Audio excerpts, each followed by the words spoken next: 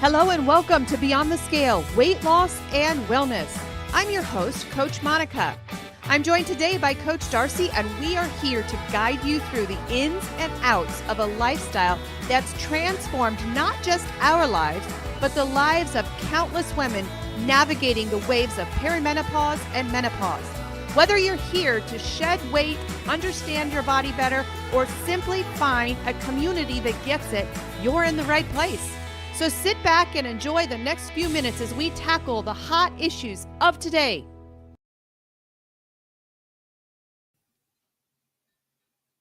Good morning. Good morning. Good morning. Happy Tuesday. Happy Wednesday or Thursday or Friday. I don't know what day it is. Happy Tuesday. I just feel like it's springtime. I just feel like a bunny rabbit today because it's just so nice out. It is so so nice out. The birds are chirping. Oh my gosh. I needed that. So My nice. mental health needed spring. Yes. But, Coach, we also on Sunday turned our clocks forward. What side of the aisle are you on with that whole deal? Okay, so let me just say that our dear president of the United States had mentioned that he's 50-50 on this. Right. So which side do you fall on? So his reasoning was, well, you know, we want daylight for the kids to get on the school bus. And I said, Mr. President, it's dark. It doesn't matter what time it is, if it's an hour before or an hour after. It's dark. We're sending our kids off to school and it's dark. So let's just keep it as is. That's kind of where I stand. I'm at night. I'm on the night side. I want an hour on the other side, not in the morning. No, like it's going to be dark no matter what. Like that's what I'm going to be grouchy no matter what in the morning. So thou has jet lag from this hour that was taken away from us. But I would say let's just keep it where it is. Like, let's not move it. Yeah. So what are our listeners? Which side are you on? Are you team A or team B? Do you prefer the morning light or do you prefer the evening light? Which side are you on? Actually, which side are we on now? We're on the night side, right? We're on Like where it's still stay light or day. Yeah. So we're on that side. Like the sunrise is around what, 7:40? I don't care about the morning. I will never see it. I do. Never. One see it ever. I'll schedule a vacation on the beach and there'll be one morning that I wake up to watch the sunrise. Those people are crazy. There's a certain class for those people. Who are our morning people? You? Listen, dear sister. I would have people very angry with me in the morning. Mm-hmm. When I would this is in high school, I would bring them coffee and donuts in the morning. And they were all still like in this groggy grossness. And I'm here like all chipper with my coffee in hand and donuts for everybody. And they hated me for it. I'm like, why, you haters? My best ideas come at about 11 o'clock at night. Now that's changing as I am aging. It's changing and I tend to be out, but yeah, I'm a night. I want to stay outside as late as I can. And I just feel like the summer's longer. Well, what if I fit in both of those categories where I go to bed late and I get up early? Well, then we'd have to talk about your sleep and how that's fine. How it's doing. Everything's fine. Yeah. That's why I'm yawning right now. So if we have a 50-50 president, we're probably not going to see any changes. No, because nope. that's the rule of thumb if you're a preacher or if you're a politician. If you make half of your people mad on one side, half the other, you know you're in the right spot. So there's more important things that we need to get done. Like, I suppose. Yeah. Whatever. Most definitely about that. There's a lot of things that I would change before the clock, and I don't so much mind it. But my grandson, my daughter-in-law, texted us this Sunday night because they always come over on Sunday. She's like, this kiddo is not dealing well with the time change, so we didn't get to see them on Sunday. I totally understood it too. Yeah. Because even the dogs, Well, they know. So pardon me while I yawn. speaking And of which, it's because you're yes. not going to bed early enough, and Or I've just got an hour of that precious time taken away from me. exactly. So, Yeah, I know. I anyway, hear ya. yeah. Hey, today we're going to talk about a topic that really impacts a lot of our clients. There's not one client that I can think of that this doesn't impact. Because we really, really deal with a lot of sugar addiction, carbohydrate addiction. We talk about that a lot. And so today we're going to talk about a topic that people typically they ask us, hey, when can I eat this again? We put them on Yes. on a food plan, and we put them on, they want to change their lives. They want to lose weight. They want to reverse chronic disease. And then we get about maybe 8 to 10 weeks in, and they're like, hey, when can I add this back in? And we always hope that it happens when the client is in our care, because we can walk them through what we're going to talk about today. But sometimes that's why our 8-week program is a nice, pretty little program, but it just really doesn't work for the majority of people, because we don't get to walk through what happens to your brain after a sugar binge. And when we say the word sugar in this podcast, in this Facebook Live, when we say the word sugar, we're talking about all of the things. We're talking about carbohydrates, high glycemic carbohydrates. We're talking about processed food. We're talking about seed oils. So we're talking about all the bad guys. All right. So when we Mhm. say the word sugar, a lot of people think, well, I don't go and have a chocolate chip cookie binge. Although a lot of us do. So that will relate to some people, but we're talking about all of the things. All right. Um, and it is both physical and emotional. So we're going to talk about both sides today, and we're going to talk about the timeline. A lot of people, and we know it's happening, we know when a client is about to do this, we can tell about 2 sessions before. Yes. um we can hear it in their voice, we can hear it in their schedules, we can hear it in their lack of sleep, in their overstressed schedules. We kind of know when this is going to happen. Hey, wait a minute. Just because you said lack of sleep, that does not include me. I think it Okay. does. Okay. All Okay. right. Sorry. um but we just can sense when this is about to happen. There's a weakening of the walls, there's a weakening of the tall fences that we've built. And we know when a client is about to go into a binge.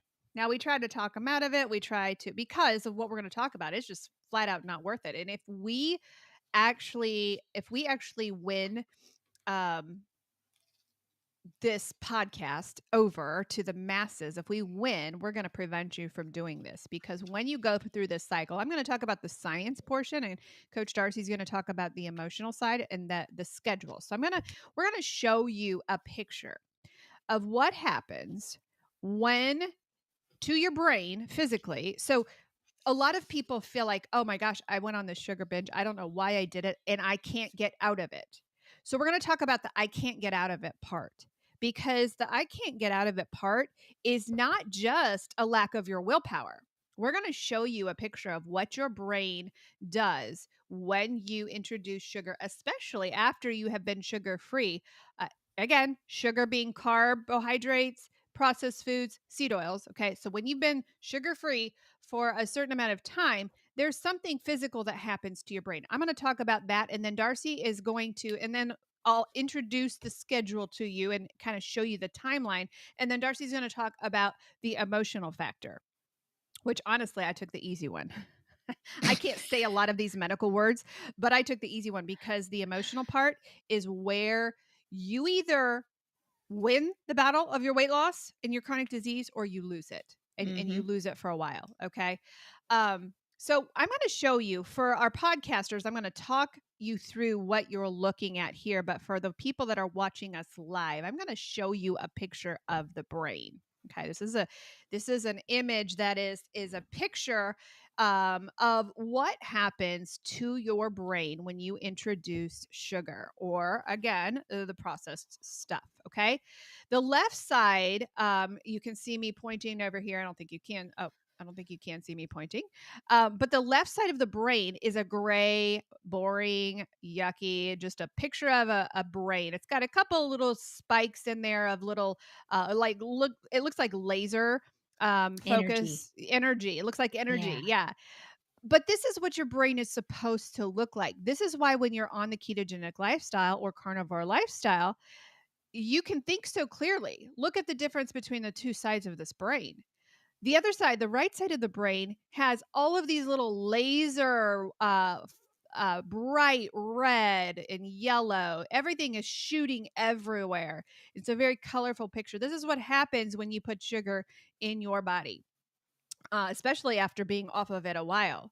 So you can see why you have a little bit of brain fog when you have a sugar binge, because your brain is so lit up and firing so many neurons that you are thinking about a million things at a time. So let's take a look at what happens to your brain in a day. Okay, so we're talking, you have some sugar, consuming a large amount of sugar, it activates the brain's reward system.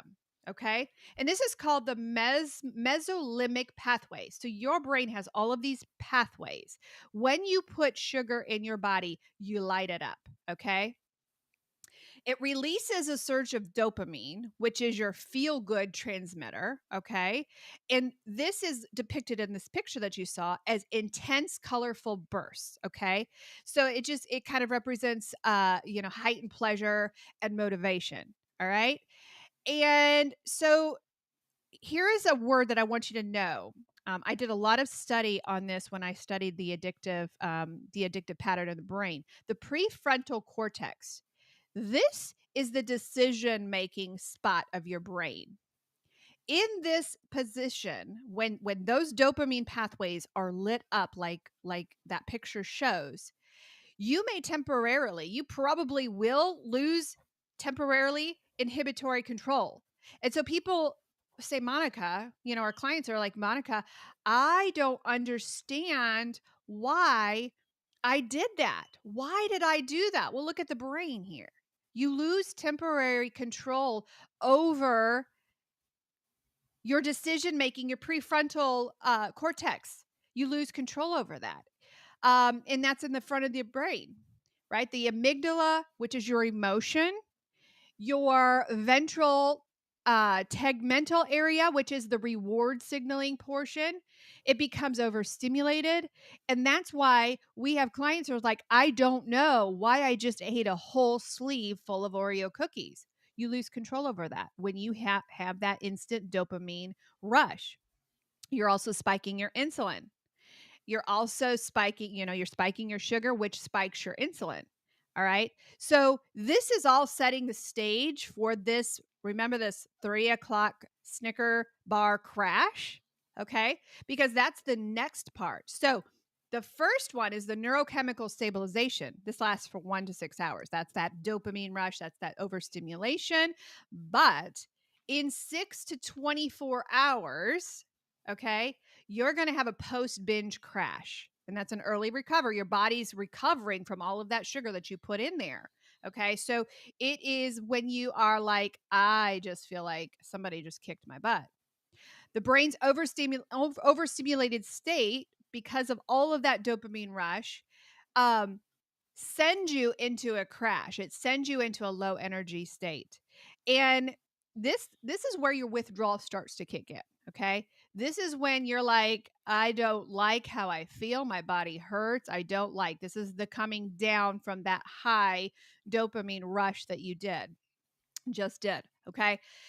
Those things are the physical things. And that's the part I'm going to talk about. That's the physical things causing that firing of the brain, causing all of that stimulation followed by the crash. Again, the timeline on that, the first part is 1 to 6 hours, all right, where that brain is just firing like crazy. You're feeling good. This is why you want more of what you're eating. This is why you don't understand, because the prefrontal cortex is out of commission. You don't have the reasoning, and that's why you eat a whole sleeve full of Oreo cookies, followed by the post binge crash. But here is where our struggle comes in. okay, as coaches, because we deal with a lot of food addiction, right? We deal with the ramifications of what just happened during those first two stages. That's science. That's why you're legit when you say I don't know why I did it. Your brain's chemicals. That was what was controlling your prefrontal cortex was not working, and that's why. But here's where we have to pick up the pieces. And this is where Darcy's going to talk. And she's going to take you down two more timelines, okay, of what happens and how this is where relapse happens. And this is where people walk away from the quote diets. All right. Mhm. So Darcy, are you finished with this image? Are we gonna Yeah, are you sure. okay? All right. So Yeah. Darcy's gonna take us down the timeline, the next two timelines. All right. I'm just winging this, right? Cool. Yep, you're good. So I want you to picture yourself in that moment before you take that one bite. In those moments where you are, I think the word desperation comes into play when you are in that, and the desperation was caused possibly by you being overly stressed. Maybe you are like with me, I am ready for springtime to be here. I'm ready to be able to get outside. I'm done being cooped up in the house. You are in this moment where you just need something. Your brain's saying you just need something. And we know what your brain's actually needing, but you think it is, oh, I'm going to go ahead and have that tub of ice cream, or I'm going to have, this bite of this or that. I can't handle not having these carbs anymore. Like if you're in a detox mode. So when you are able to you're in that moment, you've put yourself in that moment because your job is just overly stressful. Life in general is just super chaotic. Maybe there's arguments in the house. Maybe there's just all these things that are super overwhelming. You put yourself into that desperation mode. Now, you talked about the 5-second rule, that book that you're reading, but she talks about the 5-second rule where we're able to talk ourselves in or out of something in 5 seconds. And, whether it be talking yourself into that one bite, or maybe it's talking yourself out of going to the gym, you're able to take that moment when you are super desperate, when you are super emotional, uh, and you're utilizing your tool of food to satisfy that need. You're feeding into that, Mhm. with that one bite. You are in that moment of desperation you've put yourself into. So when we have an overly cluttered schedule, arguments, all those things, that's a good sign that you're going to have a moment of weakness. Mhm. Now, I like to use the word, emotional eating tends to be the gateway into addiction. Um, I, we talk about gateway drugs. That is a gateway drug. Those one bites of here and there's and thinking, oh, I'm going to be able to handle this one bite. Oh, this one day of having a bun on my sandwich is not going to hurt me. But in all the case, you go back to that picture and you see what it actually does to your Mhm. brain. To me, that brain on the right side looked like a messy, tangled up couple necklaces tied together, and the feelings that you get when you are trying to untie, which for me does not fit into play because I like untangling necklaces like a fool. But to me, it's a moment of where somebody's trying to take some necklaces Yeah, apart, it's and pure it's just so chaos. cluttered. And so what Mhm. happens when you are feeling that, you start to get anxious. Your Mhm. brain, the color on that other side for our podcast listeners, it was red. So to Mhm. me, that was inflammation, that was inflamed, that was anxiousness, that was worry, that was all these things starting to happen into your brain, which ends up into desperation. You're willing to do anything just to numb it, Mhm. And you know just to that get it sugar over is going to with. fix it. You know, you've Right. been conditioned to know that that Yeah. sugar is going to calm it down. And I'm going back to the timeline here of 1 to 6 hours. Yeah. You know, for 1 to 6 hours, you're going to feel a little bit of peace and you're going to feel good, which Yeah. is what draws you to this until you see the scientific reason of when we get to day 3 to 14, when we're going to talk about up here, you kind of know you're going to feel good for a little bit. Right. However, days 3 to 14 come and then you're stuck, right? Yeah. It's kind of like so your brain, I want you to imagine, you're I'm gonna use a dog. Sometimes if a dog has a certain pathway that it likes to take a jaunt around the house. If Mhm. it continues to make that pathway over and over and over, the grass starts to wear out. That's what's happening Mhm. in your brain when you are constantly feeding it that trigger food that Mhm. makes you happy at first. When that one food decides to not satisfy that need, that's when you up the game and you add more Mhm. things to that. That's another new neurotransmitter in your brain that you're creating. So anytime that you have that one bite, you might detox from sugar for a month. You might Mhm. detox from sugar for 5 years. If you introduce it again, that neural pathway is still there. It doesn't Mhm. get covered up. It doesn't grow back. It's still there. So it remembers. Your brain is pretty amazing on Yeah. the things that it can remember and So then it'll cover up. still it'll still light that one. I'm thinking of your example of the dog. That's a great example, by the way. Thanks. Um, when you narrow, you make that path a little muddy, you make it path, and then suddenly the dog says, "Oh, I want to. This is nice green grass over here. I'm going to go this path." You're still that grass is still dead on that first original pathway, but Yeah. then he's making another one. It's a symbol to me of that sugar that I had for breakfast wasn't enough. Now I need to add more to get the same dopamine hit. And so it's like drugs. You need more and more and more in order, but those other pathways are still lighting up. And that's where you Yeah. get the chaos in the brain. Yes. When you come down, though, that is the problem. And that is why people fail at dieting, because when you come down, you are stuck with 3 to 14 days resetting the reward sensitivity. And that's what Darcy was talking about here. You've got to reset that. So if the binge is a one off event, like after you've been off of sugar for a while, um, the brain's reward system, which I called it the mesolimbic pathway earlier. I don't like to use those words because it makes me sound smart and I'm not, right? But that's what the Okay. pathways are. Those remain hypersensitive, like Darcy was explaining with the path of the dog. That still remains hypersensitive to sugar cues for weeks. Now, it's like what happens when the dog stops running that pathway. It could take weeks for that grass to grow back, but it does grow back, right? But it could take weeks. And Hmm. so the dopamine receptors can take time to recalibrate. So you're going to struggle on the craving, wanting to binge. You're going to struggle and it's going to be hell week for you for about 3 to 14 Yeah. days. Also, you have to think about in that moment that during that period of time, emotionally, what you're doing to yourself now is that you're feeling guilt and you're feeling Mhm. shame. And you're like, Yes. I just can't ever do anything successful, Yeah. which then either is going to keep you down and it's Mhm. going to keep you like, well, why am I even going to change? Because I can't do it any other time. Or Mhm.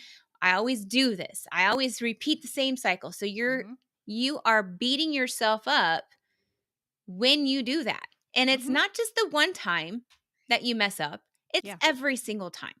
Yeah.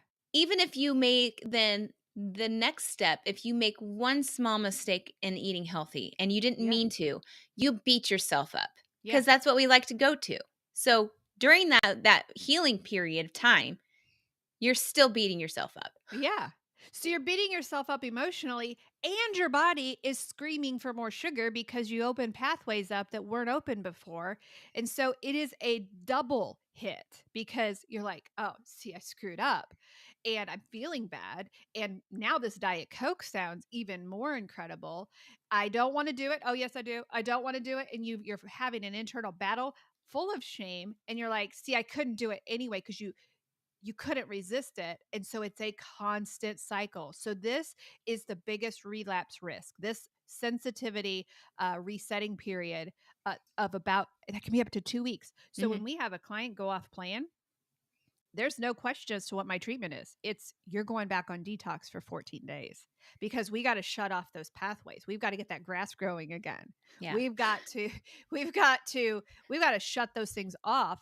And on top of that, we got to get rid of the guilt and the shame, Yeah. right? All I I, can tr- see is my husband going behind me and shutting off all the lights. Even if I'm still using the room or not. Just goes around shutting the lights Shutting the off. lights off. Yeah, we got to shut it off. We Yeah. got to get those. We got to get that. We got to fix those neurons. We got to fix that prefrontal cortex in order so that you can make decisions again. I call it in my addictions treatment plan. We got to remove the drug because that drug is what is causing those. It's not you. There's no shame. It's your brain firing how it was supposed to be. Yeah. And so that is a really hard, shameful time for our clients. We've got to go back to the 3 to 14 days where it takes for your sensitivity and your brain to work again. Okay, and in that time, it's hell week. Your Mhm. brain is craving something sweet, right? But what you could do in between that time, coming from the emotional standpoint, is this is when you can actually take action, not just Mm-hmm. detoxing and being miserable and being a martyr about, oh, woe is me. Mm-hmm. But now's the time where you can actually work on the mental side of Mm-hmm. your, maybe if you're in a program, or if you're contemplating, okay, why am I always in this situation? Why is Mm-hmm. this a repeat factor for me? Yeah. That is where I promote journaling, or just writing notes. It doesn't have to be Mm-hmm. professional. It can be like Monica, like putting it on sticky notes. Why are certain things, what got led you to that moment? Was it because of your chaotic schedule? Mm-hmm. Was it because you can't say no to people? Was it because you put people first, which is the same thing as I just said? Mm-hmm. But what are the reasons that led you to those moments? So while you are detoxing and being miserable because you are legit detoxing and it's Mm-hmm. not fun, it's hell week, you Mm-hmm. are going to write those emotions and get it out of your brain. That way Yeah. you can visualize in a different perspective. Why are things going so crummy? Why do Mm-hmm. I keep falling into the same cycle? And the fact is that when people continue to stay in that same cycle, it means they're not doing the work. They are not working hard enough to Mm-hmm. escape from that Yeah. repeat cycle. You They're can be they're not willing to abstinent. change. You can be abstinent without being in recovery. Kind of Yeah. reminds me of that statement. Yeah, if you're not Yes. willing to put into work and fix what just went wrong, you're going to go in another cycle. You're Yeah. going to have another binge cycle. If You you think that you can add something back into your lifestyle again, a little bit like we just talked about at the beginning of the right. No, you can't. you need You more can't. time. Yeah. Let's figure this out. Yeah, so you can expect the red dog and you can expect hell to unleash on those 1 to 3 weeks. And so you've got to get those behavioral and psychological factors going. You got to get the journaling. You got to remove the stress. You got to be willing to do that, right? You've Mhm. got to put some self-care in. But then the last place on the timeline here is the most encouraging. So it's 4 to 12 weeks. So this is after one sugar binge, okay? This is one after 4 to 12 weeks, your brain pathways, your those neurons that we talked about, those receptors, the dopamine receptors, can be reprogrammed. Reminds me of Darcy's example of the grass. That grass can grow back, right? It can be reprogrammed, and you can get the same dopamine hit with eating the healthy foods. You can numb those other ones down. You can get rid of those sugar binge feelings. You can get rid of those those dopamine hits that you used to get with the old patterns that you have. You can regrow. It's called neuroplasticity, okay, in the prefrontal cortex. This just means you can fix it. But it takes 4 to 12 weeks Mhm. of consistency, of not having these binges, of not rewiring those old pathways. Okay. Research on food addiction suggests that this can take 1 to 3 months, mirroring early recovery from substance abuse disorders. It mirrors drugs and alcohol. Okay, but even after this period, relapse is possible. Okay, number one, if you've got an enabler in your house who says, "Oh, just one bite," all of this pattern that we talked about today stems from just one bite. Mhm. So if you are an enabler, let's talk to those people for a minute. If you are an enabler, what you're doing to your friend or your family member is disgusting. Mhm. Honestly, this is what you're doing to that family member. This picture here that we're showing on our screen is from just one bite. that can send your friend or family member into a 3 to 4 month relapse. Just one bite, that's what this is. And Now, that's this not just geared towards food either. exactly, That's exactly, any addiction. any addiction. Yes. So stop it. Just stop it. If you're an enabler, just stop it because you're not helping your friend. It's kind of, in my viewpoint, a very prideful and arrogant thing Hmm. based on the fact thinking that because you're able to control yourself, you're assuming that this other person can do it too. Right. This is why fitting somebody in a box of one size fits all does not Hmm. work, because no, we are not the same. This is not going to work for everybody.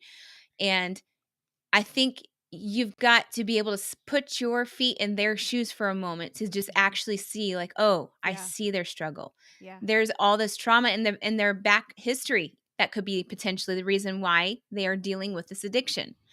Hmm. There's so many things that you are not considering. That's why even some of those people that used to eat like I used to eat, where I would make everything with honey or dates or agave or eat quinoa or Hmm. refried beans, things like that, because it was considered healthy. Right. Yes, it's a healthier option, but that's not going to be a one size fits all for those people out there Hmm. who struggle with this problem of Yeah. addiction.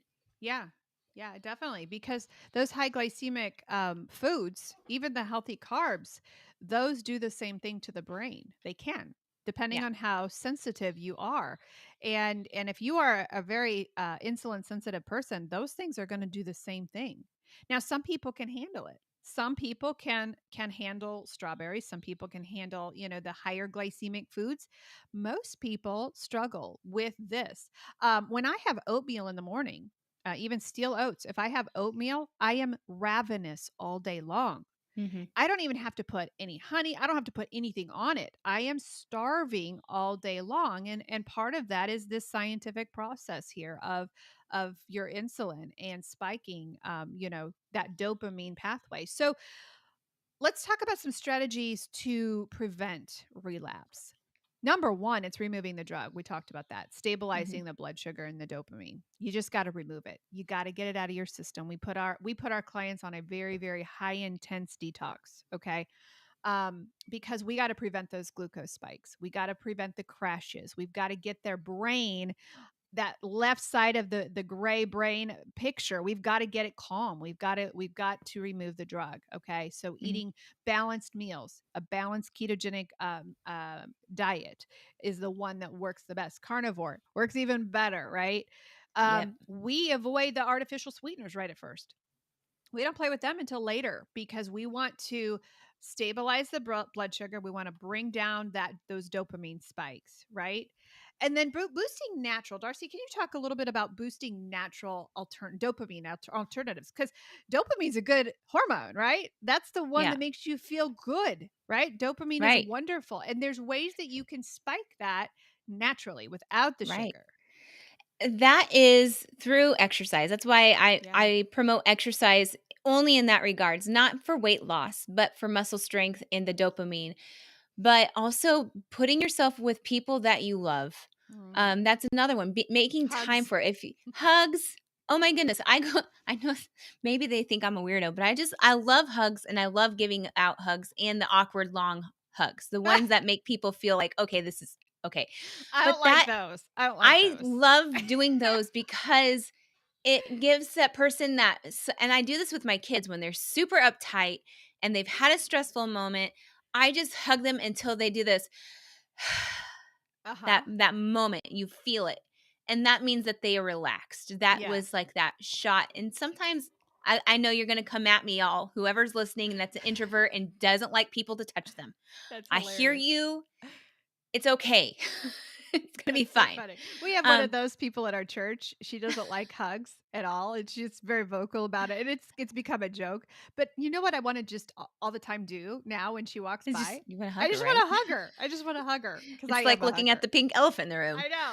Come here. But I'm just gonna take convert you. I know I can. okay, so besides hugs, there's other things that you can do for social interaction. Like take somebody out, have coffee with them. Do Yeah. something where you make time not only for yourself, but maybe you're giving somebody else an opportunity that their schedule's just overly packed and they're just nonstop. It's going to give a moment to just, sit down, have that cup of lemonade or coffee or whatever it is, and just chit chat and laugh. Mhm. Laughter is such good medicine. And then Yes. also things of getting creative. It's springtime out there. You guys can start, projects that you wanted to do all winter Mhm. long and you just kept stewing over getting your garden ready. This is the part where I get really excited that, yes, there's going to be a lot of yard work, but I'm that weird person that loves that yard work. Maybe not in the fall. I need a break. But then come springtime, I'm ready to plant those flowers. I'm ready to plant those plants. But if you have some other hobby that makes you Mhm. happy, do it. You have to make time for it Mhm. or it's not going to happen. Yeah. That's kind of the biggest, I think, Yeah. making it Yeah. happen and doing Totally. it. I would be if I didn't have Great Danes, I would be a plant person, but there's just no way I can have because the yard you talked about, that's just my yard and it will never change They go until I get rid everywhere. of Great Danes. And I'm not willing to get rid of my Danes. So No, that's a boost in your dopamine unless the that's one is right. being a teenager and you are That's right. yelling at it Yes. Yes. We because he's spend a lot of done. time yelling these days. Well, depending, yeah, he's going through his teenage phase. Oh, Remy. Yeah. So yeah, those things, finding a hobby, hugs. Um Or Practicing, not here's hugs. one, or not hugs. Short hugs are great. Short Love hugs. short High hugs. fives. I don't High know. fives. Yeah, I don't like those. That reminds me of COVID for some reason. No, I'm a hugger. Oh, I remember, oh my gosh, I remember the first time we were allowed back in church after COVID, and I had been at home and I was sitting next to this older lady, and we were not encouraged to hug when we came back to church, which don't get me started about that, or I would pull my soapbox right out, but I'm not going to do that this nope. time. Nope. I remember the lady next to me. I'm like, I don't care. I am going to hug you. And we were sitting on the second row in the pews. That hug was the most powerful hug I had ever experienced in my life, hugging her. And she was probably in her 70s, 80s. And we just sat there. It was just like, it was the most healing hug I had ever had. And I wasn't even sorry about it. I don't care. I probably started the gossip chain of the church. I didn't care. It was healing to me. It was absolute healing. One other thing you can do is you can practice putting those prefrontal controls together again, right? That is the decision. It's right here. It's a decision making part of your brain. And that can be done through things like, mindfulness. Thinking things through, the journaling Darcy was talking about. That is in that line of thinking. The sleep, praying, talking to God, goal setting, of reading a self help book. Those things are good. I'm reading the 5 second rule Rule. right now by Mel Robinson. Doing those things, practicing using your brain. We always joke with our kids, would you use your brain? Well, we've got to practice using the brain. We've got to Yeah. practice using the prefrontal cortex because it is numbed and it is broken when we bring in all of that sugar, right? And Hmm. obviously the stress, right? Ladies, come on. We've got to get rid. We choose stress a lot of the time. Probably the majority. There's some things that we cannot help that are out of our control, but we choose a lot of it and we bring it on because we like to use the word yes. We like to use that. We don't need to use it all the time. No is a complete sentence. We need Hmm. to practice using it, right? That is going to help heal the brain. So, this picture that we showed you today, the picture of the brain that is on fire on one side and normal on the other side. This picture can be fixed. But you've got to be willing to put in the work. You've got to be willing to understand that number one, it's science. The reason why you want more sugar and the reason why you relapse so many times, it's science. Your brain, you can see a picture of it right here. Okay. But you got to be willing to do it. And you've got to understand that those phases, that timeline that you're going through, the reason why you're wanting to kill somebody for sugar is science, Yeah. right? You lit up some pathways that had been dead for a long time. So you're going to have to you're going to have to white knuckle it through sometimes. I think the biggest thing though is you're gonna have to eventually grieve the drug. And Yes. I'm calling the food the drug because that's the thing Mhm. that's causing you to go back to it. It's 100%. that addiction. So you have to grieve it. You have Yeah. to say, I know that this is my weakness. Mhm. I cannot have this. Yeah. I cannot have this. And you can be sad about it. I'm Mhm. still sad about certain foods that I don't get to enjoy anymore, Mhm. but my body doesn't like it. My brain Mhm. doesn't like it. But we have to grieve, and however that looks like, whether that you make a poem about how much you don't like the fact that you have to grieve this food Yeah. and what this food used to be to you, Right. then do that. Right. But in the end, if you don't grieve that food and Mhm. admit that you can no longer have that in your life, you're gonna find yourself back in the same pit. You're going to find yourself back over and over and over again until you are willing to completely grieve it and give it up. Yeah. Yeah, that's so true. And also take off of your plate the guilt and the shame, because part of what you have to actually do it. You have to have enough courage to put a stop to these dopamine spikes that come from sugar. You got to have enough courage, and like Darcy said, grieve over it. But also understanding that because you failed over and over and over, not your fault. And I am not one to say, because I'm a personal responsibility girl, right? I am. Well, just stop it. Just stop it. Well, you didn't know what it was doing to your brain, right? Mhm. And 1 out of 3 people listening to us today are food addicts, by not by choice. Sometimes it's the chemicals that are put in our food. Thank you, RFK. This week he was meeting with the top head of the food chain of the big food industries, and they're talking about how do we remove this crap from our food. We don't have control over that. Right. We do have control over what we put in our bodies, so we can't stop eating the Fruit Loops. We can't stop eating the diabetes bowls, right? We can do that, but also the stuff that they put in it, out of our control. I'm livid with LMNT right now. Livid. Because they're putting crap in a wonderful product. They have a wonderful product and they're putting maltodextrin in it. They don't have to do that, right? But they're not disclosing it either. That's not helping the brain, right? Right. Anything with the word MALT is sugar. They're putting sugar in a wonderful product. Pretty ticked at them for that. I tagged him on my ex account yesterday. I tagged him with RFK's meeting with all of the big food. I'm like, LMNT, let's get some honesty here in what you're putting in your product, because we'll Right. come back. I'm not Right. coming back till it's out. Right? Thing is, the thing that somebody brought up to me the other day, I know this is a little bit off topic now, um, but these other companies, these big companies, they export their products overseas, but those Mm-hmm. countries do not allow these dyes in their country. So they Yeah. already have the formula, already have these products being made Yeah. for other countries, but yet they choose to poison their own hometown. So there's nothing challenging about this. It's just the fact that maybe they're going to lose some money in Mm-hmm. the fact Money. that they're having to spend a little bit extra for expensive Exactly. materials. Yeah.